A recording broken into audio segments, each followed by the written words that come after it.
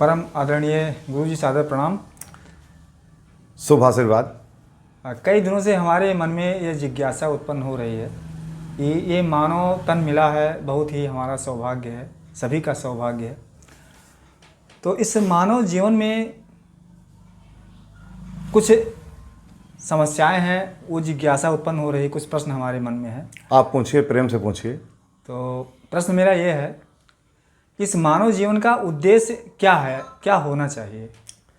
आदरणीय शर्मा जी, आपने बहुत ही अच्छा प्रश्न किया है और हमारा ये मानना है कि इस संसार में जितने भी मनुष्य हैं इस धरती पर, हमें ये लगता है कि यह प्रश्न सबका होना चाहिए, क्योंकि सभी को अपने उद्देश्य के बारे में जानना चाहिए। अगर हम उद्देश्य नहीं जानेंगे तो हम कैसे क्या क्या करेंगे, हमें कैसे पता होगा कि हमें क्या क्या करना चाहिए।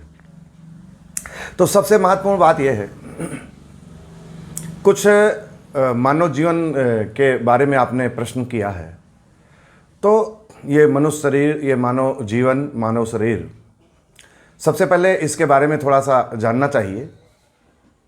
उसके बाद फिर हम और आगे चर्चा करेंगे।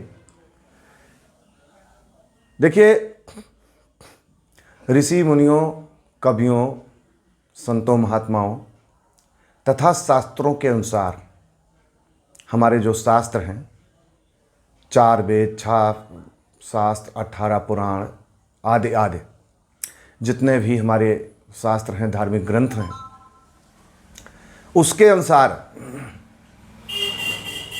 ये मानव शरीर, सब जगह हमको ये वर्णन मिलता है कि ये मानव शरीर अत्यंत दुर्लभ अवसर है जो जीव को बड़े भाग्य से मिलता है।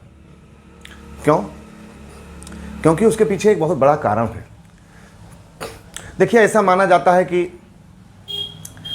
इस संपूर्ण संसार में 84 लाख प्रकार के चोला है, शरीर, उसी को जोनि कहा जाता है।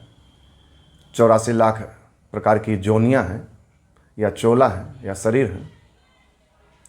तो जीवात्मा, क्योंकि ये परमात्मा का अंश है, ईश्वर का अंश है, रामचरितमानस में इसका वर्णन है, ईश्वर अंश जीव अविनाशी, चेतन अमल सहज सुख राशि। तो क्योंकि ये आत्मा परमात्मा का अंश है, और जब से ये प्रश्न अलग, इसका उत्तर अलग होगा कि ये परमात्मा से कब बिछुड़ी, इसका बिछुड़ना कैसे हुआ, कब हुआ, क्यों हुआ, इस प्रश्न का उत्तर या इसके बारे में चर्चा किसी दूसरे वीडियो में किया जाएगा, करेंगे। लेकिन शास्त्रों के अनुसार यदि देखा जाए तो यह आत्मा ईश्वर का अंश है, यह जीव ईश्वर का अंश है, उस परमात्मा का अंश है। हमारा रामचरितमानस कहता, अभी हमने चौपाई बताया। तो बात क्या है कि ये आत्मा जब से परमात्मा से अभिन्नपन को त्यागा, अर्थात उनसे दूर हुई, अलग हुई, वियुक्त हुई, बिछुड़ गई, इस आत्मा का बिछुड़न हो गया परमात्मा से, और इस संसार के चक्र में, जिसको 84 का चक्र माना गया है, संसार में 84 लाख प्रकार की जोनियां हैं, अर्थात 84 लाख प्रकार के शरीर हैं। तो यह आत्मा परमात्मा से बिछुड़ने के उपरांत 84 के चक्र में पूर्ण रूप से फंस गई। और सिस्टम क्या है, नियम क्या है कि 83,09,999 चोला में, शरीर में, जोनि में बार बार इस आत्मा को भ्रमण करना पड़ता है। एक देह छूटती है, दूसरी देह में यह आत्मा पुनः जाती है, और इसी प्रकार से कर्म इसका चलता रहता है। ये क्रम बार बार चलता रहता है। जब ये आत्मा 83,09,999 चोला में रमण करने के पश्चात, भ्रमण करने के पश्चात, भोग करने के पश्चात, जब इसको मानव शरीर का नंबर आता है, तब इसको मानव शरीर मिलता है। 83,09,999 शरीर में रमण करने के बाद एक बार मानव शरीर का नंबर आता है। और यह मानव शरीर का जो समय, जो जीवन, ये तन जो मिला इसको, हमारे शास्त्र कहते हैं कि बहुत बड़े भाग्य से मिला है। अगर हम गोस्वामी तुलसीदास जी की रचना को रामचरितमानस में देखें तो उन्होंने लिखा कि बड़े भाग्य मानुष तन पावा और सुर दुर्लभ सद ग्रंथ गावा। अर्थात ये मानव शरीर जीव को संबोधित करते हुए गोस्वामी तुलसीदास जी कहते हैं कि ये मानव शरीर, मानव तन, मनुष्य का जीवन जो मिला है बहुत बड़े भाग्य से मिला है। क्यों? क्योंकि 83,09,999 चोला में रमण करने के पश्चात, भ्रमण करने के पश्चात, भोग करने के पश्चात यह दुर्लभ अवसर आया है। तो गोस्वामी जी के अनुसार ये बहुत ही भाग्य की बात है, सौभाग्य की बात है जब मानव शरीर प्राप्त हुआ है, मानव जीवन, मानव जोन प्राप्त हुई है। अब ये विशेष क्यों है, इसके पीछे एक बहुत बड़ा रहस्य है। रहस्य यह है कि 83,09,999 चोला में, शरीर में दो का अभाव है। वो दो क्या चीजें हैं? 83,09,999 चोला में, शरीर में, जोन में दो का अभाव है। नंबर 1 वाणी, ये जो उच्चारण करने की क्षमता, और नंबर 2 ब्रेन। देखिए, और अन्य जीवों को ब्रेन परमात्मा ने दिया है, ऐसा नहीं कि नहीं दिया है, लेकिन केवल उनके जीवन यापन भर के लिए उनका जीवन कितने ब्रेन से, कितने माइंड से, कितने दिमाग से चल सकता है, केवल उतना ही दिया है।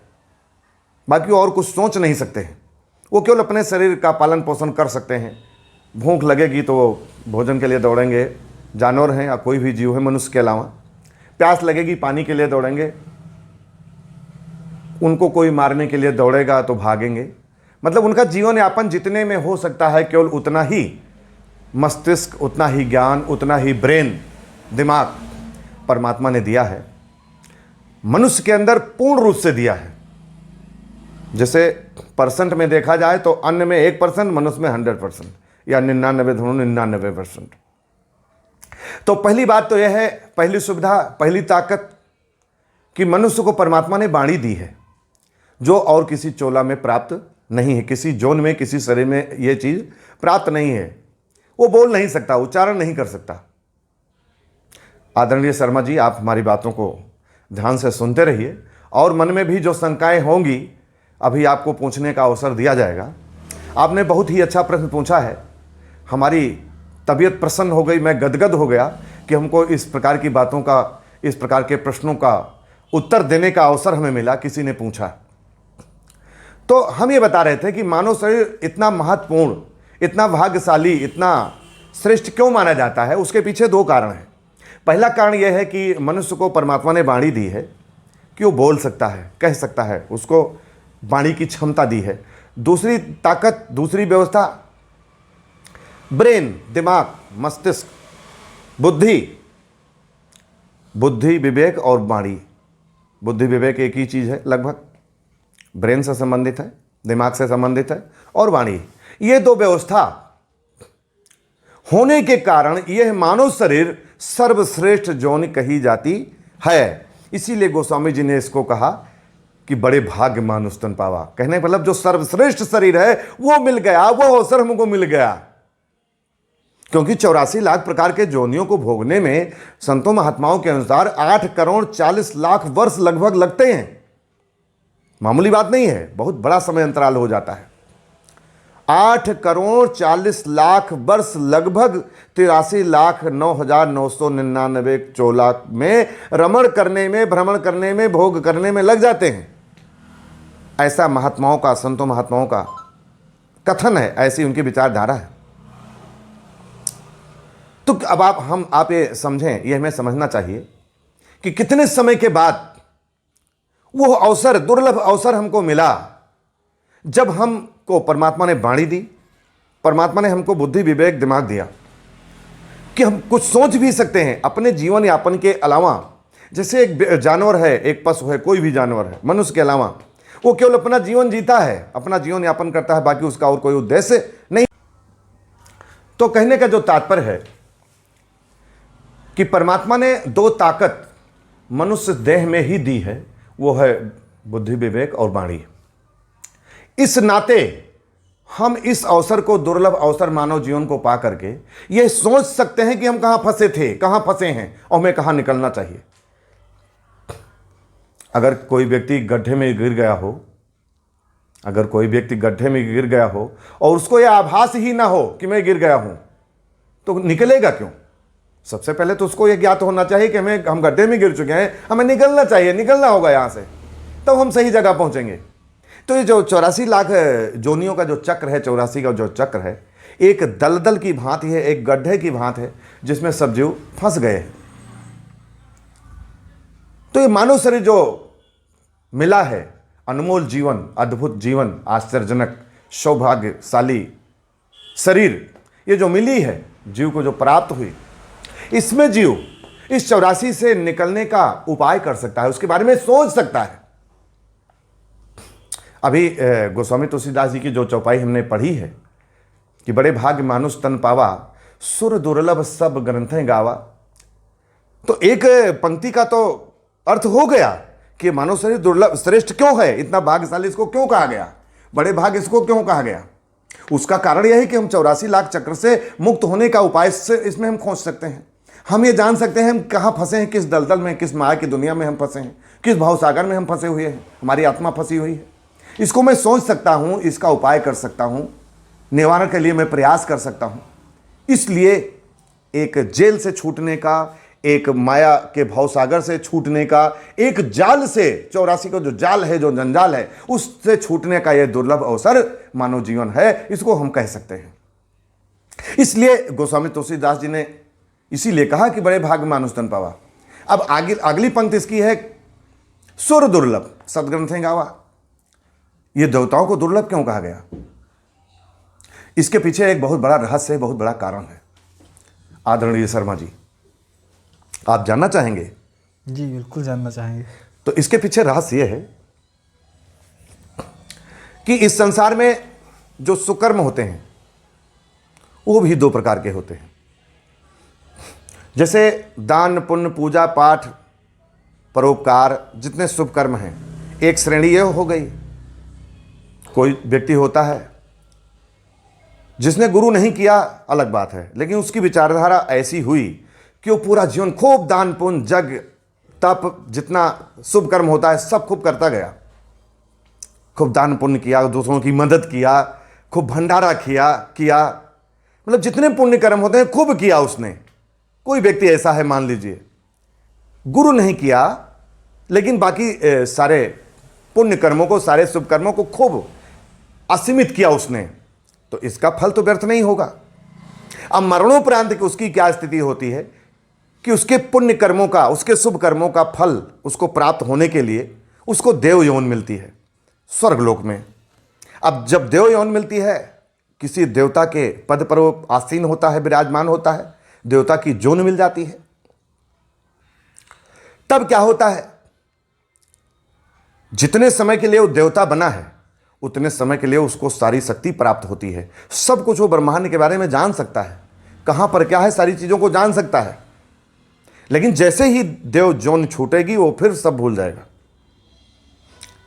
अब क्या है कि वो सब जान गया है कि मनुष्य शरीर ही एक ऐसा अवसर है, दुर्लभ अवसर है, जो 84 के जाल से, 84 से चक्र से निकलने का उपाय इसमें हो सकता है, इस अवसर में हो सकता है। ये उस देवता को, उस जीव को ज्ञान हो गया जो देव की यौन प्राप्त किया अपने पुण्य कर्मों के प्रभाव से, अपने शुभ कर्मों के प्रभाव से। उसको ज्ञात तो हो गया, लेकिन वो छूट नहीं सकता।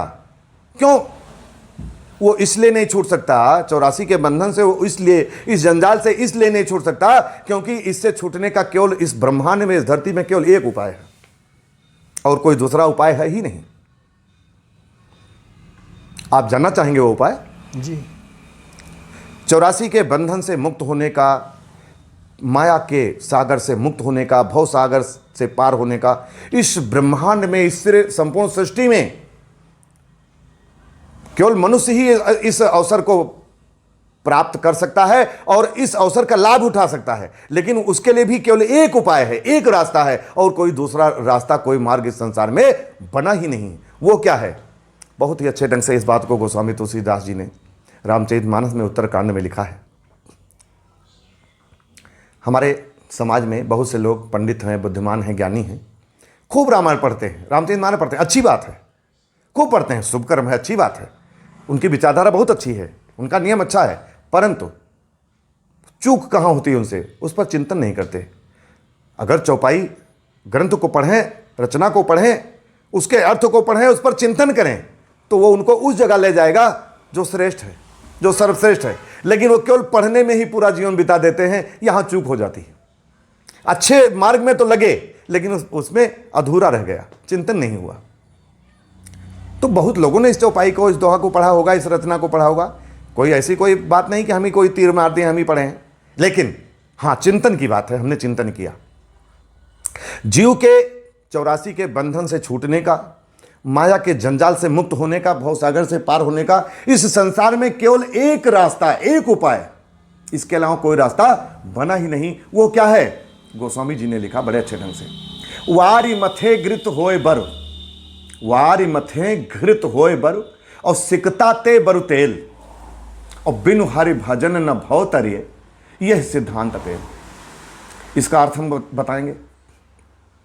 वारी माने होता है पानी, वारी मथे घृत, घृत माने होता है घी, बर माने भले ही। गोस्वामी जी कहते हैं कि पानी को मथने से भले ही घी उत्पन्न हो जाए। वारी मथे घृत होए बरु, और सिकता माने होता है बालू। वारी मथे घृत होए बरु, सिकता ते बरु तेल। गोस्वामी जी कहते हैं कि पानी को मथने से भले ही घी उत्पन्न हो जाए, क्यों ना घी उत्पन्न हो जाए, और बालू को पेरने से भले ही तेल उत्पन्न हो जाए।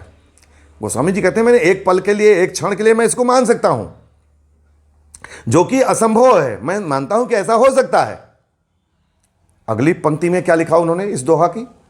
वारि मथे घृत होए बर, सिकता ते बरु तेल, और बिनु हरि भजन न भव तरें, ये सिद्धांत अपेल। ईश्वर के भजन के अलावा इस संसार से मुक्त होने का, 84 के जाल से मुक्त होने का, काल के जाल से मुक्त होने का, माया के भवसागर से मुक्त होने का एक रास्ता केवल ईश्वर का भजन है। इसके अलावा कोई उपाय इस ब्रह्मांड में, इस संसार में, इस सृष्टि में है ही नहीं, है ही नहीं है। गोस्वामी जी के कहने का जो सारांश इस दोहा का है वो यह है, वो यही है कि वारि मथे घृत होए बर, सिकता ते बरु तेल, बिन हरि भजन न भव तरें, यह सिद्धांत अपेल, यह अटल सिद्धांत है। ईश्वर का विधान है कि कोई भी इस संसार सागर को, इस माया से मुक्त तभी हो सकता है जब वो ईश्वर का भजन करे, परमात्मा का भजन करे। इसके अलावा उसके पास और कोई भी चारा या कोई रास्ता नहीं है। कबीरदास जी भी इसी बात की पुष्टि करते हैं कि कबरा मानस जन्म दुलम भय मिले न दूजो बार, और जो वन फल पाके भूई गिरे बहुर न लागे डार। तो कहने का जो तात्पर्य है, ईश्वर का भजन ही सर्वश्रेष्ठ है, सर्वश्रेष्ठ मार्ग है, जिसके द्वारा 84 के चक्र से, माया के बंधन से, काल के जाल से, 84 के चक्र से जीव मुक्त हो सकता है, हम मुक्त हो सकते हैं, उससे पार हो सकते हैं। तो ये ईश्वर का भजन ही सर्वश्रेष्ठ है। और दूसरी बात, आदरणीय शर्मा जी, हमारी बात को ध्यान से आप सुनते रहिए, बहुत ही आनंद आएगा। आपने सत्संग के अंतर्गत आपने बहुत ही अच्छा प्रश्न कर दिया है। ईश्वर की कृपा है कि हम लोगों को, आप लोगों को चर्चा करने का ऐसा गोल्डन अवसर मिला कि हम आप चर्चा कर रहे हैं। बशर्ते आपकी जिज्ञासा बनी रहनी चाहिए, तभी बताने में आनंद आता है। तो कहने का जो तात्पर्य है कि इस 84 के बंधन से मुक्त होने का, इस जाल से मुक्त होने का, माया से मुक्त होने का, काल के जाल से मुक्त होने का केवल एक उपाय ईश्वर का भजन है। तो ऐसा जीव जो अनेक दान पुण्य किए, शुभ कर्म किए, खूब भंडारा, खूब परोपकार किए, लेकिन ईश्वर का भजन नहीं किया। दो प्रकार के सुकर्म हैं, ये जो शुभ कर्म होते हैं संसार में हम लोग देखते हैं ये, और एक ईश्वर का भजन। तो ईश्वर का भजन नहीं किया, वो देव यौन तो प्राप्त हो गया मरणोपरांत, सब कुछ जानता है, लेकिन ईश्वर का भजन, ईश्वर की भक्ति तो केवल मानव देह में होगी। गोस्वामी जी ने इस बात को भी लिखा है, यही तो मेन मामला है। उत्तरकांड में गोस्वामी जी ने लिखा कि सबकर फल हर भगत सुहाई, मतलब कहने का जो तात्पर्य है, सर्वश्रेष्ठ सबका फल, सारे कर्मों का, सारे सदकर्मों का उद्देश्य फल एक है, ईश्वर की भक्ति करें। इससे श्रेष्ठ कोई कार्य इस संसार में नहीं है। लेकिन ईश्वर की भक्ति मिलेगी कैसे, उसका भी एक चैनल है, एक तरीका है, एक सिस्टम है। ईश्वर की भक्ति उसी को प्राप्त होती है जिसको कोई संत मिलता है। इसके पहले कोई भी ईश्वर को प्राप्त नहीं कर सकता। ईश्वर की भक्ति, ईश्वर का भजन नहीं कर सकता। रामचरितमानस में गोस्वामी जी ने लिखा है कि सबकर फल हर भगत सुहाई, सबकर फल हर भगत सुहाई, और सो बिनु संत न काहू पाई। तो जो बिना संत के किसी को भी ईश्वर की प्राप्ति नहीं हो सकती, ईश्वर की भक्ति वो नहीं कर सकता। जब माता सबरी से श्री रामचंद्र जी 9 प्रकार की भक्ति का वर्णन करते हैं, तो वहां पर पहली सीढ़ी उन्होंने बताया कि प्रथम भगत संतन कर संगा। क्यों? क्योंकि संत के बिना मिले भक्ति का प्रारंभ ही नहीं होगा, भक्ति प्रारंभ ही नहीं होगी, उसकी शुरुआत ही नहीं हो सकती। तो अच्छा, एक जगह और भगवान शंकर जी माता पार्वती को कहते हैं, उनको समझाते हैं। क्या समझाते हैं? उमा कहो निज अनुभव अपना, और सत हरि भजन जगत सब सपना। शंकर भगवान ने भी बताया कि मतलब भजन से बढ़कर इस संसार में कोई कुछ नहीं है, वही सर्वश्रेष्ठ है, वही सत्य है। तो मानव जीवन सर्वश्रेष्ठ क्यों है, बड़े भाग्य से क्यों मिला है? क्योंकि इस अवसर को पाकर के हम ईश्वर का भजन कर सकते हैं।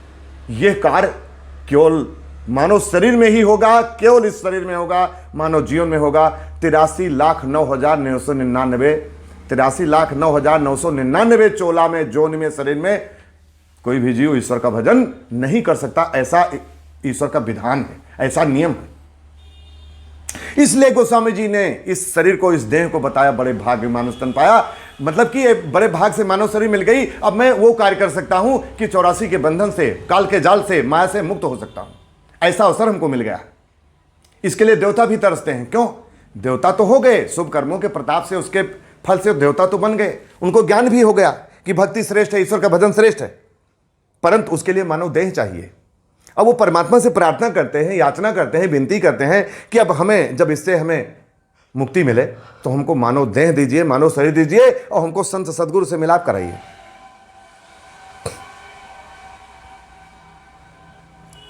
तो कहने का जो तात्पर्य है, मानव शरीर सर्वश्रेष्ठ क्यों मानी गई है, उसके पीछे यही सबसे बड़ा कारण है कि इसमें 2 व्यवस्था, बुद्धि, विवेक और वाणी दी गई है, और इसमें हम सोच सकते हैं, समझ सकते हैं कि हमें और क्या करना चाहिए। शरीर के पालन पोषण के अलावा भी हमें क्या करना चाहिए। हम गड्ढे में गिर चुके हैं, हम एक जाल में फंस चुके हैं, उससे हम कैसे निकलेंगे? पहले तो जानेंगे कि किस जाल में फंसे हैं। माया के 84 के बंधन में फंसे हुए हैं।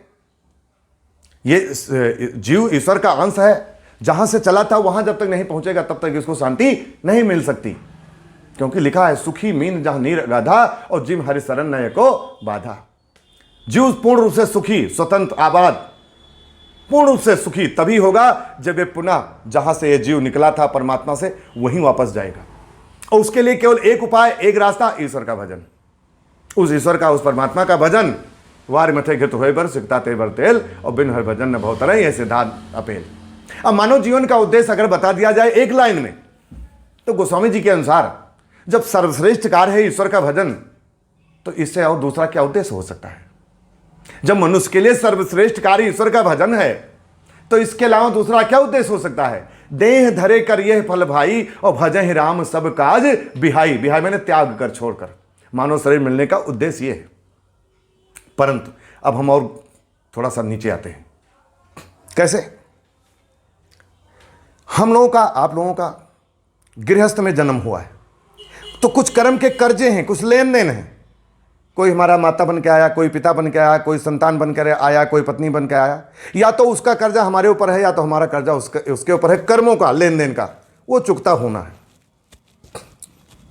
तो इसको चुकता करते हुए जो संत मत है, जो सद्मार्ग है, वो ये कहता है कि अपने कर्मों का चुकता, उसको भुगतान करते हुए, अपने कर्मों को भोगते हुए आपको वो अवसर मिला है कि आपका जो मूल उद्देश्य है ईश्वर का भजन, उसको करें। साथ में अपने सारी जिम्मेदारियों को निभाते हुए, अपने कर्तव्यों का पालन करते हुए, परिवार का पालन पोषण करते हुए, क्योंकि हमारा जन्म, ईश्वर ने हमको जन्म दिया है गृहस्थ में, तो हमारे कर्म के तमाम कर्जे हैं, वो भी चुकता होना अनिवार्य है। सृष्टि का विधान है। किसी परिवार का हमारे ऊपर कर्जा है, हमारा किसी के ऊपर कर्जा है लेन देन का, कर्मों का, वो भी खत्म होना है। उसको काट करके, उससे मुक्त होकर के, उसको छोड़ करके, उसको भगा करके हम भजन नहीं कर सकते हैं, शांति नहीं मिलेगी, क्योंकि वो उस कर्म को भी खत्म करना है। तो उद्देश्य क्या है? अब हम आते हैं मूल बिंदु पर। आपका जो प्रश्न था, मानव जीवन का उद्देश्य क्या है, तो एक लाइन में तो हमने बता दिया कि मानव शरीर सर्वश्रेष्ठ क्यों है। क्योंकि 84 लाख योनियों को भोगने के बाद एक बार मानव शरीर का नंबर मिलता है, नंबर आता है। 8 करोड़ 40 लाख वर्ष लगभग 84 लाख योनियों में भोगने में लग जाते हैं। तो श्रेष्ठ इसलिए है कि इसमें इस मानव जीवन में मानव शरीर को पा करके, मानव तन को पा करके, इसमें वो कार्य हो सकता है जो 83,09,999 चोला में नहीं हो सकता। और वो क्या है? ईश्वर का भजन। तो अब क्या है? अब मानव जीवन मिला, दुर्लभ अवसर भाग्य से हमको परमात्मा ने दे दिया, हमारे भाग से मिल गया, ईश्वर की कृपा हुई, अब मिल गया। अब यहां पर गृहस्थ को चलाते हुए हम किस प्रकार से अपने जीवन को हमें सद्मार्ग पर ले जाना है और अपने उद्देश्य को पूर्ण करना है, ये कैसे होगा, कैसे होना चाहिए, अब इसके बारे में थोड़ा सा चर्चा करना जरूरी है। देखिए, ऐसा है कि 25 वर्ष आज के ज़माने के अनुसार व्यक्ति को लगभग 20 से 25 वर्ष शिक्षा में लग जाता है। कोई बच्चा 5-6 साल का हो जाता है तो उसको स्कूल में माँ बाप भेजते हैं विद्या अध्ययन के लिए, शिक्षा के लिए। तो 20 से 25 वर्ष उसको शिक्षा में उसका चला जाता है, शिक्षा ग्रहण करने में, अध्ययन काल में। उसके बाद में परिवार के पालन पोषण की जिम्मेदारी को निभाने के लिए उसको कुछ अर्थ की आवश्यकता होती है, धन की आवश्यकता होती है। उसके लिए अगर वो सर्विस पा जाता है या कोई बिजनेस व्यापार करता है, कोई खेती करता है, कुछ ना कोई कार्य वो करता रहता है।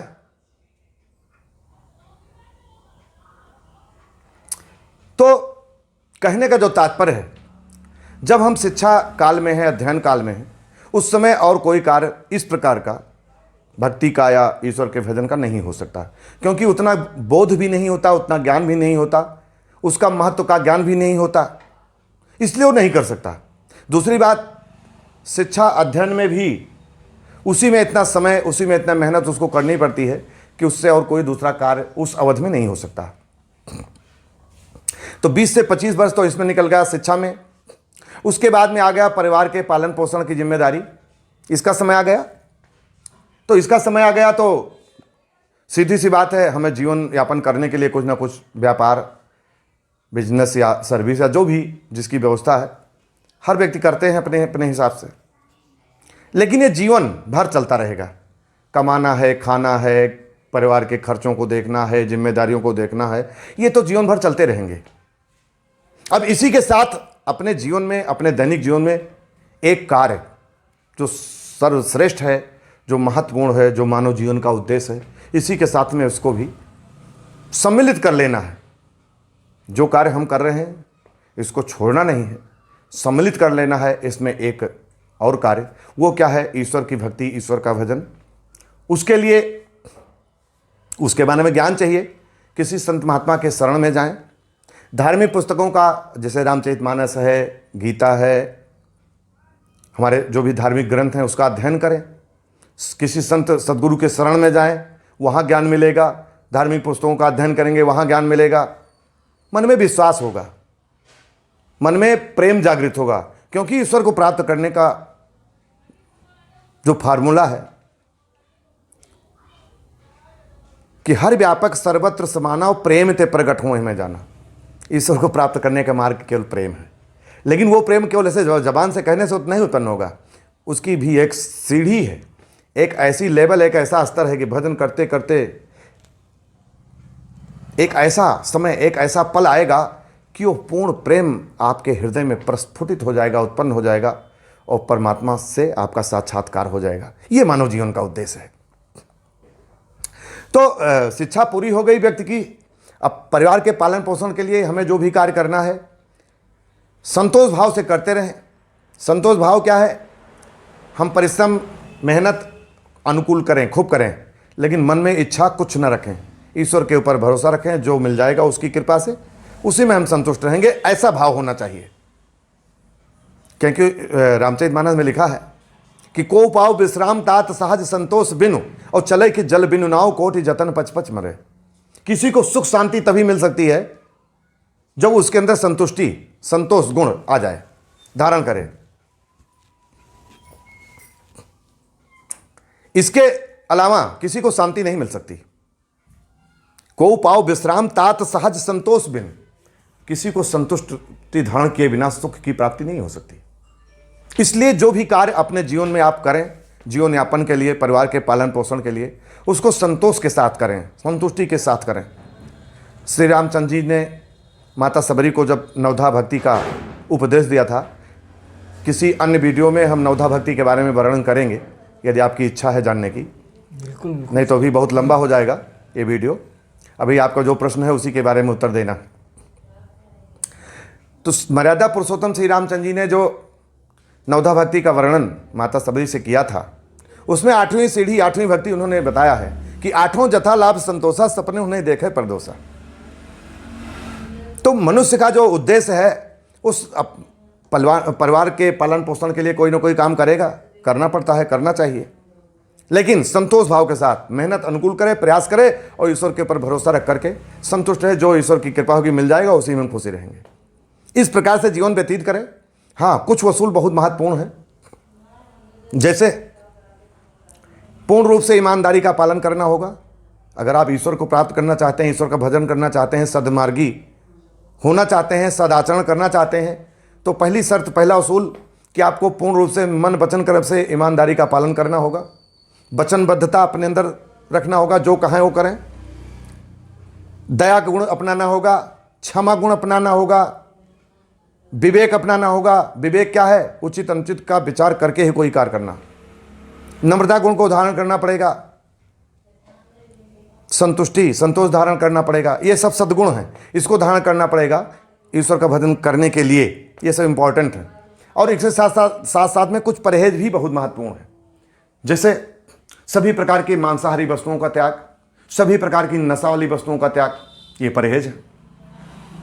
तो इस प्रकार से हमारा जो आपका जो प्रश्न है उसका जो हम उत्तर बता रहे हैं कि मानव जीवन का उद्देश्य क्या है, तो उद्देश्य तो हमने एक पंक्ति में, एक लाइन में बता दिया, सारी चीज़ों को बता करके, कि मानव जीवन का एक उद्देश्य है, देह धरे कर यह फल भाई और भजे ही राम सब काज भी है। मानव जीवन का मिलने का एक उद्देश्य है कि सब काम को त्याग करके ईश्वर का भजन करना चाहिए, भजन करें। लेकिन ये इतना आसान नहीं, कह देना केवल आसान है, इतना आसान नहीं, क्योंकि हम लोगों का गृहस्थ में जन्म हुआ है, परिवार की जिम्मेदारियां हैं, परिवार के पालन पोषण की जिम्मेदारी है, कर्तव्य का पालन जुड़ा है। तो सारी चीज़ों को करते हुए कैसे करना है, इस बात को हम बताना चाहते हैं कि 25 वर्ष 20 वर्ष तो शिक्षा में निकल गया, उसके बाद में जीवन यापन के लिए आप कुछ करना पड़ेगा, करना चाहिए, करेंगे परिवार के पालन पोषण के लिए। अब उसी के साथ साथ में हमको क्या करना चाहिए सद्मार्ग के क्षेत्र में, अध्यात्म के क्षेत्र में, कि हमको सत्संग के क्षेत्र में, कि हमको धार्मिक पुस्तकों का अध्ययन प्रारंभ करना चाहिए। कोई जो हमें पसंद हो, सब में वही चीज़ है, चाहे गीता पढ़ें या रामचरितमानस पढ़ें, सर्वश्रेष्ठ ग्रंथ है। हमारा तो सर्वश्रेष्ठ पसंदीदा ग्रंथ श्री रामचरितमानस है, उसको पढ़ें और खोज करके किसी संत महात्मा, संत सदगुरु के शरण में जाएं। उनसे कृपा भी मिलेगी, उनकी दया भी मिलेगी और उनसे ज्ञान भी मिलेगा। क्योंकि जब किसी के ऊपर बहुत बड़ी ईश्वर की कृपा होती है तो उसको संत से मिलाप होता है, उसको संत का दर्शन होता है।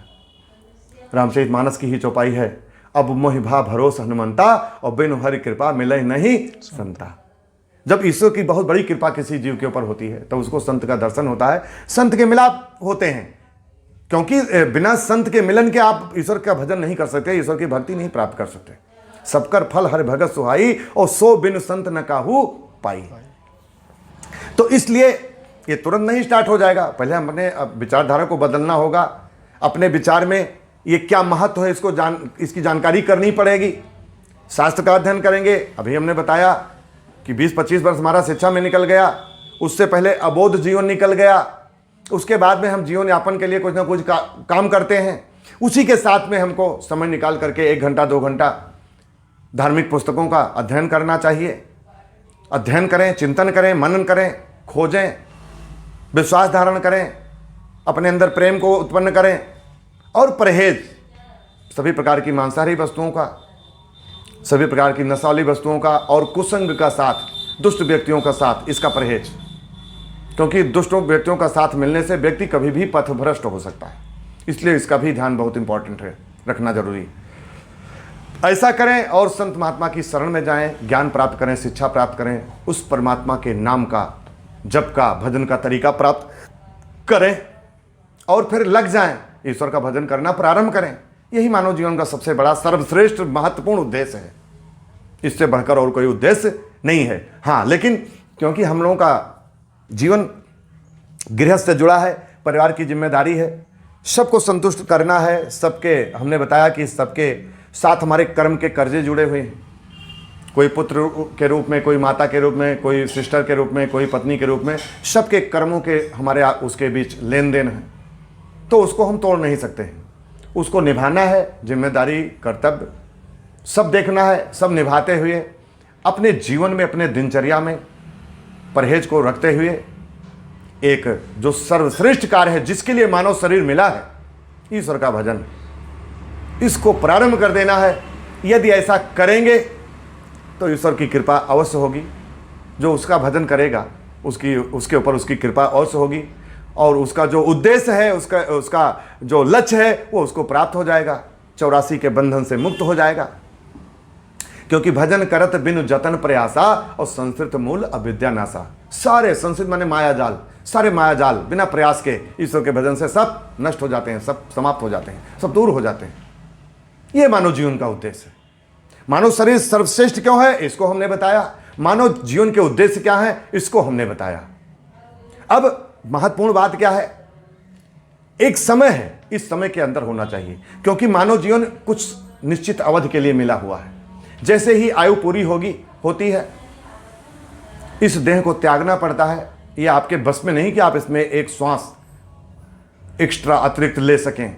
जो श्वास की पूंजी आपको मिली हुई है, उसी में आपको ईश्वर का भजन कर लेना है, इस कार्य को निपटा लेना है। क्योंकि कबीरदास जी ने लिखा है कि काल करे सो आज कर, आज करे सो अब, पल में प्रलय होएगी, बहुर करोगे कब। कबीरदास जी का जो कथन है, उनका विचार है कि ईश्वर का भजन तो तुरंत शुरू करो। कल के लिए हम टाल रहे हैं, कल भजन करेंगे। ईश्वर का भजन कल करेंगे, ईश्वर के नाम का जाप कल करेंगे।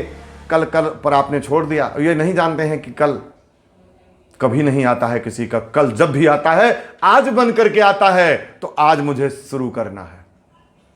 दूसरी बात, हमसे जो गलती हुई उस पर पश्चाताप करने से भी कोई फायदा नहीं होगा। अध्ययन के द्वारा, ज्ञान के द्वारा हमें आगे गलती नहीं करना है, यह बुद्धिमानी है। कबीरदास जी तो बहुत अच्छा इस पर कहते हैं कि कहाँ कबीर जाद्यो वही और जब से चेतो तब से सही। तो जो समय बीत गया गफलत में, कोई बात नहीं, चिंतन करने से, पश्चाताप करने से वो समय वापस नहीं आएगा।